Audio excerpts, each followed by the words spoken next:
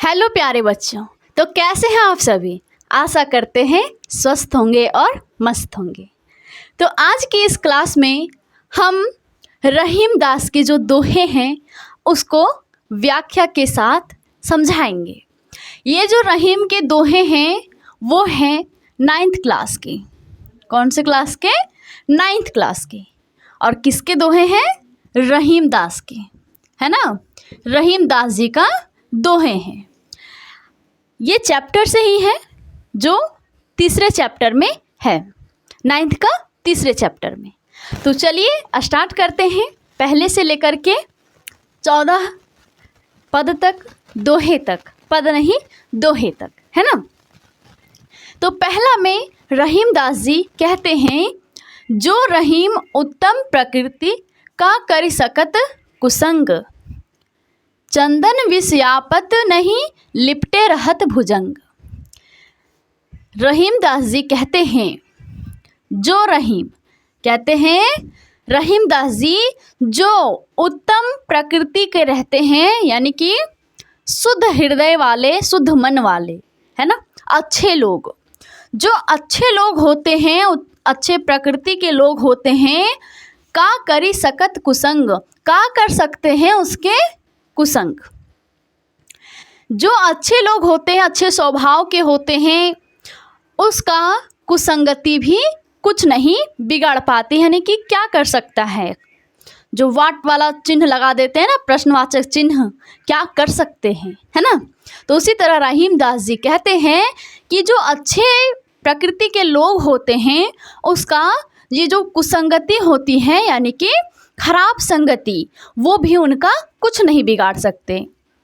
जिस प्रकार चंदन विष व्यापत नहीं, जिस प्रकार चंदन के लकड़ी पे लिपटे रहत भुजंग, भुजंग का मतलब होता है सांप, जिस प्रकार चंदन के लकड़ी पे सांप लिपटे रहते हैं लेकिन उस पे विष का कोई असर नहीं होता है। चंदन के जो लकड़ी पे होते हैं वो सांप अधिकतर उसमें होते हैं ना, तो वही कहते हैं चंदन की लकड़ी पे तो सांप लिपटे रहते हैं लेकिन उसका विष उसका कुछ नहीं बिगाड़ सकता। चाहे कितनों भी जहरीले सांप हो लेकिन चंदन के लकड़ी पे उसका कोई असर नहीं होता है। उसी तरह अच्छे लोग जो होते हैं उसके ऊपर कुसंगति का प्रभाव कुछ नहीं होता है। ठीक है। रहीमन प्रीत सराहिए मिले होत रंगदून, जो जर्दी हरदी तजे तजे सफ़ेदी चून।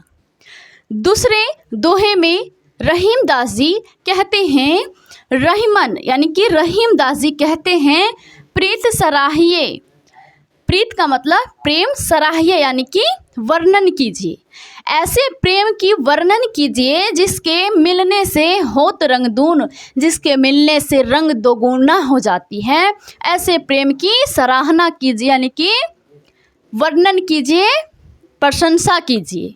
ठीक है। जिस प्रकार ज्यों, जिस प्रकार जर्दी, पीला, हरदी, जर्दी का मतलब होता है पीला कलर, है ना, तो हरदी तो पीला ही होते हैं, वही कहते हैं जर्दी हरदी तजे, जो हरदी का जो पीलापन होता है वो तज देते हैं तजे सफ़ेदी चून, और सफ़ेदी जो चून होते हैं वो भी अपना कलर त्याग करके कौन सा रंग बनाते हैं? लाल रंग, है ना, गहरी लाल रंग बना देते हैं। उसी तरह कहते हैं ऐसे प्रेम की, ऐसे प्रीत की सराहना कीजिए जिसके मिलने से दोगुना हो जाती है। जिस प्रकार पीला हरदी के तजने से और सफ़ेदी चून अपने कलर को तजने से, दोनों मिला देने से एक लाल गहरी रंग बन जाती है, उसी तरह अगर किसी का प्रेम है तो उस प्रेम को सराहिए, प्रशंसा कीजिए, वर्णन कीजिए, है ना। तो दूसरे पद में रहीम दास जी ये कहते हैं। व्याख्या में आप यही चीज़ें लिखिएगा जो हम अभी बता रहे हैं, खुद लिखने की कोशिश कीजिए ताकि आपका प्रैक्टिस साथ ही साथ होते जाए और आपको एग्ज़ाम में दिक्कत ना हो। अगला है तीसरा, टूटे सुजन मनाइए जो टूटे सौ बार, रहीमन फिर पोइए टूटे मुक्ताहार। इसमें रहीम दास जी कहते हैं, टूटे सुजन मनाइए, सुजन, जन यानी कि मनुष्य, लोग, सु यानी कि अच्छे, अच्छे लोग को मनाइए जो टूटे सौ बार। अगर 100 बार भी आपसे टूट रहे हैं तो उन्हें मनाइए। इसका साफ सा अर्थ यही निकलेगा कि रहीमदास जी ये कहते हैं कि जो अच्छे लोग होते हैं, अच्छे मनुष्य जो होते हैं, वो अगर आपसे 100 बार भी रूठ रहा है, आपसे 100 बार भी टूट रहा है तो उन्हें मनाइए।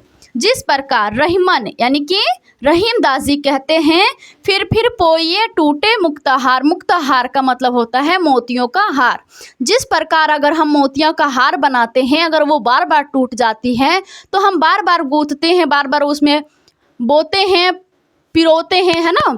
तो उसी तरह जो अच्छे लोग होते हैं वो अगर आपसे 10 बार भी टूट रहे हैं, 100 बार भी रूठ रहे हैं तो उन्हें मनाइए। जिस प्रकार मोतियों का हार टूटने से हम बार बार बनाते हैं, ठीक है।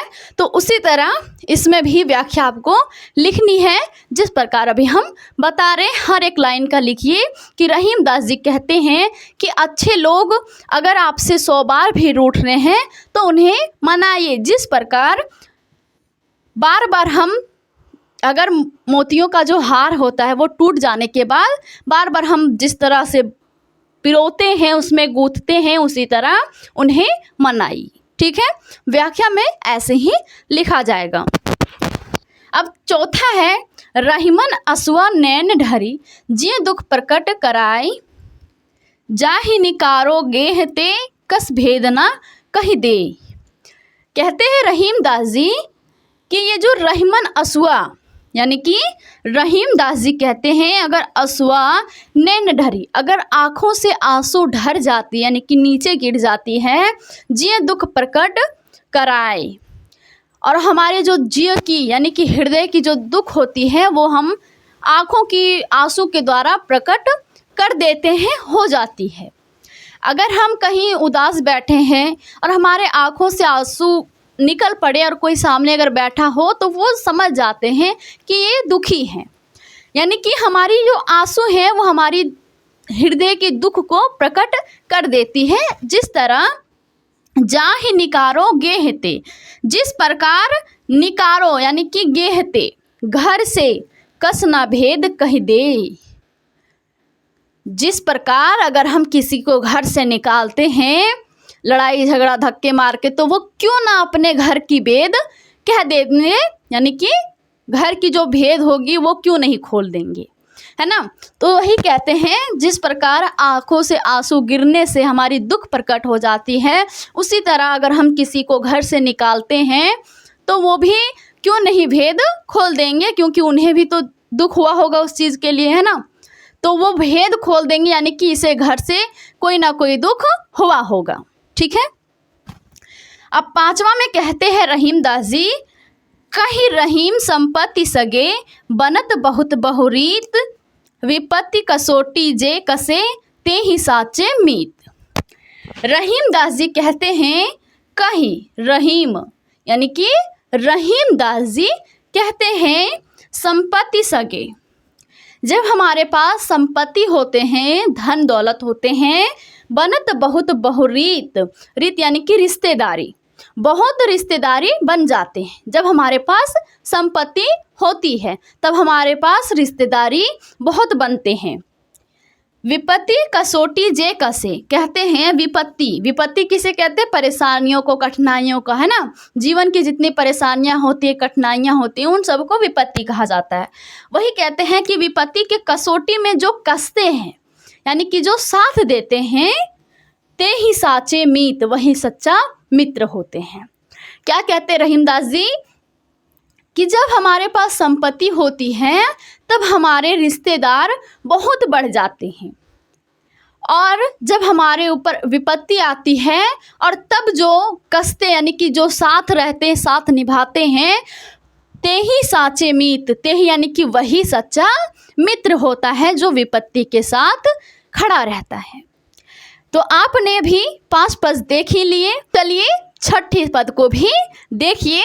छठा, 7वां, 8वां, 9वां, 10वां, 11वां, 12वां, 13वां, 14वां, है ना। इतना 14 तक पद है, पद नहीं दोहे हैं। रहीमदास के जो दोहे हैं वो इस चैप्टर में 14 है। तो इस वीडियो में 14 दोहे बताएंगे। तो आप शुरू से लेकर के अंत तक वीडियो ज़रूर देखें। अब ये है 6 पद, है ना। अब यहाँ से लेकर के आगे तक समझिए। अब छठे पद में रहीमदास जी क्या कहते हैं वो व्याख्या के बाद ही तो पता चल सकती है ना। तो चलिए देखते हैं। जाल परे जल जात बही तज मीनन को मोह, रहीमन मछरी नीर को तो न छाड़त छो। कहते हैं रहीमदास जी, जाल परे यानी कि जब हम समुद्र में तालाब में जाल फेंकते हैं यानी कि जाल पड़ती है, जल जात बही यानी कि जाल में जो पानी होती है वो जाल जब पड़ती है पानी में तब वो जो पानी होती है जाल से पार होकर के बह जाती है। तज मीनन को मोह, मीनन का मतलब होता है मछली, मछली के मोह को त्याग कर बह जाती है। इसका पूरा का अर्थ ये होगा कि जब पानी में जाल डाला जाता है तब जो पानी होते हैं वो मछली का मोह को त्याग करके वो बह जाते हैं। रहीमन मछरी नीर को, रहीमदास जी कहते हैं मछरी नीर को, नीर यानी कि जल को, मछली जो होती है वो पानी को तो न छाड़त छो, छाड़त छो हो यानी कि वो फिर भी पानी को त्याग नहीं देख सकती है।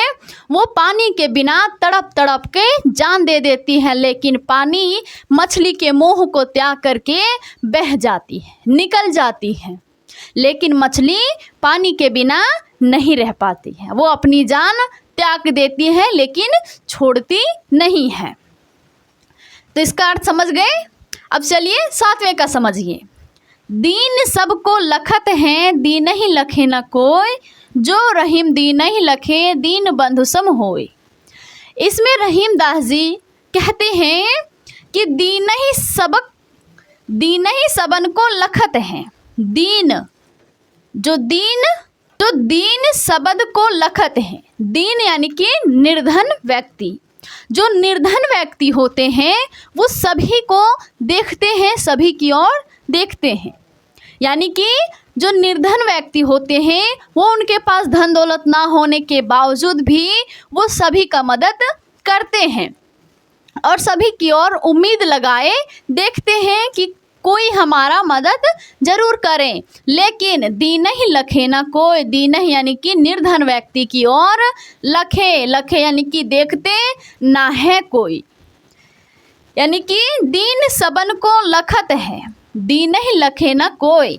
जो निर्धन व्यक्ति होते हैं वो सभी की ओर उम्मीदें लगाए हुए, आशा की उम्मीदें लगाए हुए दिखते हैं, लेकिन दीन ही निर्धन व्यक्ति की तरफ कोई नहीं देखते हैं।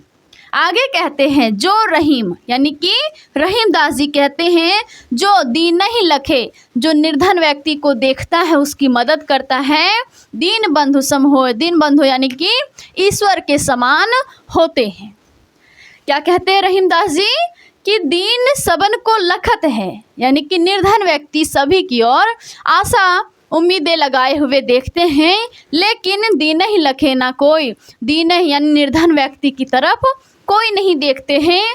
जो रहीम दीन ही लखे, कहते रहीमदास जी कि जो निर्धन व्यक्ति की तरफ देखते हैं, दीन बंधु सम होए, वो ईश्वर के समान होते हैं।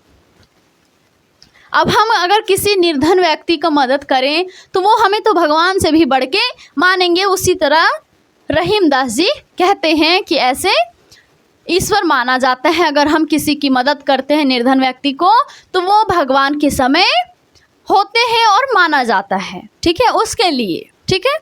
अब चलिए 8वें पद को समझते हैं। प्रीतम छवि नैनन बसी, पर छवि कहाँ समाए, भरी सराह रहीमन लखी, पथिक आप फिर जाए। इसमें रहीमदास जी कहते हैं प्रीतम छवि नैनन बसी, जब हमारे आँखों में, जब हमारे नैनों में हमारे जो प्रियतम लोग होते हैं, ज़्यादा प्यारे लोग, है ना, जो हमारे प्रियतम लोग होते हैं उसकी छवि अगर हमारी आँखों में बस जाती है, नैनों में बस जाती है, पर छवि कहाँ समाए, फिर दूसरों की छवि कहाँ से समा सकती है। कहते हैं कि जब एक बार हमारे नैनों में हमारे प्रियतम की छवि बन जाती है, छवि बस जाती है, तब किसी और की छवि कैसे समा सकती है उसमें। जिस प्रकार भरी सराय रहीम लखी, रहीमदास जी कहते हैं कि भरी सराय, सराय का मतलब होता है धर्मशाला या फिर होटल, है ना। उसमें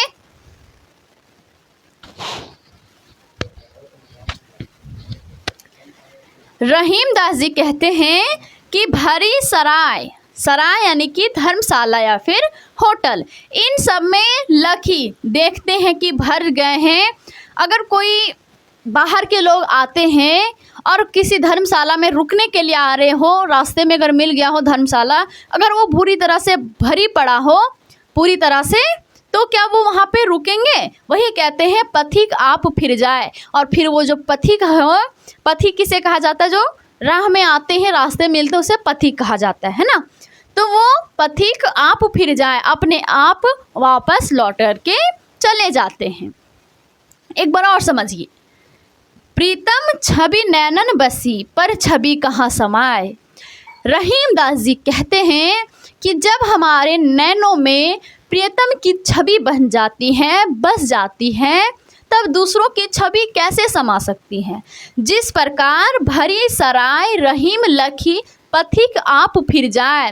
कहते हैं जिस तरह कोई धर्मशाला हो, कोई होटल हो, उस जगह अगर पूरी तरह से भरी पड़ी है, तो पथिक जो हैं वो वापस खुद ब खुद लौट करके चले जाते हैं। उसी तरह हम अपने आप में, हमारे मन में अगर किसी को हम जगह नहीं देंगे, तो वो खुद ब खुद चले जाएंगे, है ना। यही कहना चाहते हैं रहीमदास जी। रहीमन धागा प्रेम का, मत तोड़ो चटकाए, टूटे से फिर ना जुड़े, जुड़े गांठ पर जाए। रहीमदास जी कहते हैं, रहीमदास जी कहते हैं धागा प्रेम का, मत तोड़ो चटकाए। चटका यानी कि चट से, पट से, जैसे चटमंगनी पट ब्याह, है ना। तो उसी तरह कहते हैं कि ये जो प्रेम की धागा होती है, विश्वास की धागा होती है, उसे चट से मत तोड़िए, क्योंकि टूटे से फिर ना जुड़े, टूटने से फिर नहीं जुड़ती है, जुड़े गांठ पर जाए। लेकिन अगर जुड़ भी जाती है तो गांठ पड़ जाती है ना। यही रहीमदास जी कहते हैं कि ये जो प्रेम की धागा होती है, विश्वास की धागा होती है, उसे चट से मत तोड़िए, क्योंकि एक बार टूट जाती है फिर दोबारा नहीं जुड़ती है। अगर जुड़ भी जाती है तो उसमें गांठ पड़ जाती है। ठीक है, तो चलिए 10वें पद समझिए। कदली सीप भुजंग मुख, स्वातिन एक गुण तीन, जैसी संगति बैठिए तैसे ही फल दीन। इसमें रहीमदास जी कहते हैं कि ये जो स्वाति नक्षत्र होता है ना, तो उस नक्षत्र की जो शीत गिरती है, बूंद गिरती है, अगर वो केले पे, कदली मतलब केला, केले पे जब वो गिरती है तब वो कपास बन जाती है। और सीप किसे कहते हैं? जो समुद्र तरफ शंख के जैसा होता है, उसे सीप कहा जाता है, छोटा सा होता है ना। तो उसमें अगर स्वाति नक्षत्र का बूंद गिर जाती है तब वो मोती बन जाती है। भुजंग मुख, और भुजंग यानी कि सांप, और सांप के मुख में जब गिर जाती है तब वो विष बन जाती है। तो ये स्वाति एक गुण तीन, स्वाति नक्षत्र का तो बूंद एक ही होता है ना, लेकिन अलग अलग जगह पे गिरने से अलग अलग गुण निकल जाती है। जिस तरह से आपने देखा, केले पे गिरने से कपास बन जाती है, सीप पे गिरने से मोती बन जाती है, और सांप के मुंह पे गिरने से विष बन जाती है। फिर रहीमदास जी कहते हैं, जैसी संगति बैठिए तैसो फल दीन। कहते हैं जैसे हम संगति में बैठेंगे रहेंगे वैसे फल ही हमें मिलेगी। जैसे सीप के मुंह में गिरी, सीप के मुख पे, तो वो मोती बन गई, यानी कि बहुत अच्छा चीज़ है ना, अनमोल चीज़। और सांप के मुंह पे गिरने से विष बन गई, यानी कि सबसे खराब चीज़ है ना, जान भी ले लेती है। कदली और केले पे गिर जाती है तो कपास बन जाती है। उसी तरह हमारी जैसी संगति रहेगी वैसे हम बन जाएंगे वैसे फल ही हम मुझे मिलेंगे। तो चलिए इसके भी आगे देख लेते हैं। अब इसमें देखिए कि रहीमदास जी क्या कहते हैं, वो तो समझना पड़ेगा, है ना। समझेंगे तभी लिख पाएंगे, और लिख पाएंगे तो प्रैक्टिस हो पाएगी, और प्रैक्टिस हो पाएगी तो एग्ज़ाम में आसानी से पेपर में लिख सकते हैं, है ना। तो कोशिश करते रहिए, कामयाब ज़रूर होंगे। तो चलिए इन्हें भी समझ ही लेते हैं। इसमें कहते हैं रहीमदास जी, तरवर फल नहीं खाते हैं, सरवर पियहि न पान, कहि रहीम पर काज हित, संपत्ति सचहि सुजान। संचहि सुजान कहते हैं रहीमदास जी, तरवर, तरवर का मतलब होता है वृक्ष, पेड़। क्या होता है? पेड़ होता है। तरवर फल नहीं खाते हैं, जो वृक्ष होते हैं वो अपने फल को नहीं खाते हैं। फल नहीं खात, अपने फल को नहीं खाते हैं। सरवर पियहि न पान, सरवर यानी कि तालाब, तालाब जो है वो पियहि न पान, पान यानी कि अपना जल, वो अपनी जल को नहीं पीते हैं। पान यानी कि जल, पियहि न पान, वो अपनी जल को नहीं पीते हैं। कहि रहीम पर काज हित, संपत्ति संचहि सुजान। इसमें कहते हैं रहीमदास जी कि जो सुजान व्यक्ति होते हैं, सुजान मतलब सज्जन व्यक्ति, अच्छे लोग, है ना। जो अच्छे लोग होते हैं वो जो संपत्ति को सचते हैं यानी कि इकट्ठा करते हैं, वो अपने लिए नहीं करते हैं, पर काज, कहीं पर काज यानी कि दूसरों के काज के लिए, दूसरों के हित के लिए करते हैं। हित यानी कि उनकी भलाई के लिए करते हैं। एक बार और समझिए, तरवर फल नहीं खाते हैं, तरवर यानी कि वृक्ष जो होते हैं वो अपने ही फल को नहीं खाते हैं। सरवर पियहि न पान, तालाब जो होते हैं वो अपने ही पानी को नहीं पीते हैं। कहीं रहीम पर काज हित, रहीमदास जी कहते हैं संपत्ति सचहि सुजान। जो अच्छे व्यक्ति होते हैं, सज्जन व्यक्ति होते हैं, वो संपत्ति इकट्ठा अपने लिए नहीं करते हैं, दूसरों के हित के लिए करते हैं, दूसरों की भलाई के लिए करते हैं। ठीक है। रहीमन देख बड़ेन को, लहु न दीजिए डार, जहाँ काम आवे सुई, कहाँ करे तलवार। कहाँ करे तलवार। इसमें रहीमदास जी कहते हैं कि रहीमन यानी कि रहीमदास जी कहते हैं, देख बड़ेन को लगो ना दीजिए डार, बड़े लोगों को देख करके छोटे लोगों को मत दबाइए। रहीमदास जी कहते हैं जो बड़े लोग होते हैं उसे देख करके लघु यानी कि छोटे लोगों को डार यानी कि दबाइए नहीं, क्योंकि जहाँ काम आए सुई, कहाँ करे तलवार। जहाँ सुई काम आ सकती है, जहाँ सुई का काम रहेगा, वहाँ तलवार क्या कर सकता है ना। उसी तरह छोटे का भी काम जहाँ होगा वो बड़े लोग कैसे कर सकते हैं, है ना। तो इसलिए छोटे लोगों को मत दबाइए। इसमें रहीमदास जी ये बताना चाहते हैं। तीसरे में है यानी कि 13वें में, यो रहीम सुख होत है, बढ़त देख निज गोत। रहीमदास जी कहते हैं बढ़त देख निज गोत। अपने जो होते हैं अपने परिवार के लोग, अगर वो कुछ अच्छा करते हैं, बढ़ते हैं, तो उसे देख करके बहुत ही खुशी होती है, सुख मिलती है। जिस प्रकार ज्यों बडरी अखियाँ निरखी, आखिन को सुख होत। बडरी, बडरी यानी कि बढ़ते आँखों को देख करके, बडरी कि बढ़ते आँखों को देख करके, निरखी देख करके आँखों को सुख होत। आखिन यानी कि आँखों को सुख होता है। जिस तरह परिवार के कोई लोग अगर बढ़ते हैं, अपने लोग जो बढ़ते हैं आगे, अगर उसे देख करके खुशी होती है, तो जिस प्रकार यानी कि उन्हें देख करके खुशी होती है, जिस प्रकार अपने आँखों को देख करके अपने आँखों को ही सुख मिलती है। ठीक है। अब अंतिम जो पद है वो है 14वें पद यानी कि 14 पद। ये है इस चैप्टर का अंतिम पद। अब इन्हें भी समझ लीजिए। रहीमन ओछे नरन ते तजो बेर अरु प्रीत, काटे चाटे स्वान के दुह भाते विपरीत। इसमें रहीमदास जी बताना चाहते हैं, रहीमदास जी ओछे नरन, ओछे यानी कि जो नीच व्यक्ति होते हैं, नीच मनुष्य जो होते हैं, उससे तजो बैर और प्रीत, बैर का मतलब होता है दुश्मनी, है ना। कहते हैं जो नीच व्यक्ति होते हैं उससे दुश्मनी तज दो और प्रीत यानी कि ना दुश्मनी रखो और ना ही प्रेम रखो।